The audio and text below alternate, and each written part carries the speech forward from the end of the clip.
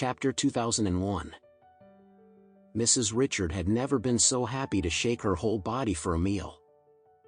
According to the foreman, she had been busy in the supermarket, and at 7 o'clock in the evening, she finally received the meal coupon she had been thinking of all day. Although she had already eaten a full meal at noon, Mrs. Richard still looked like a hungry dog that had been confined for 3 days when she sat down for this meal in the dining hall.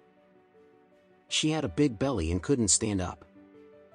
She couldn't eat anymore, so she rested on the canteen seat for half an hour before she reluctantly stood up with her hands on the table. After eating and drinking, her whole body was filled with energy again. Mrs. Richard wiped her mouth with the back of her hand and touched her belly with her palm, feeling satisfied with herself.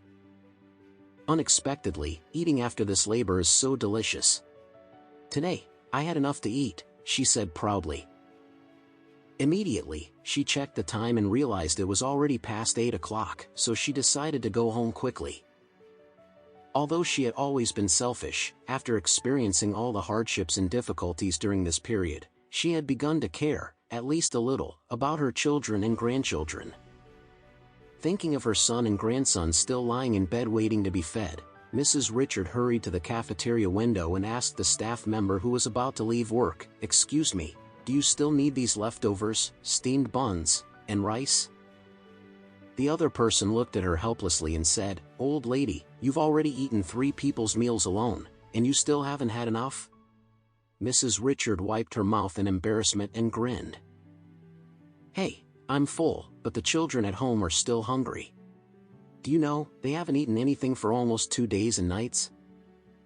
The other party asked in surprise, "Really? Are there still people who can't eat nowadays?" Mrs. Richard's face grew hot, and she said awkwardly, "Hey, something happened in my family recently. My eldest daughter-in-law has breast cancer. It's already in the advanced stage. She's about to die.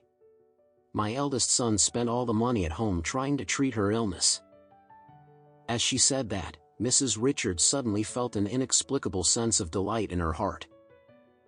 It felt really good. She had long found Lucy unpleasant to look at.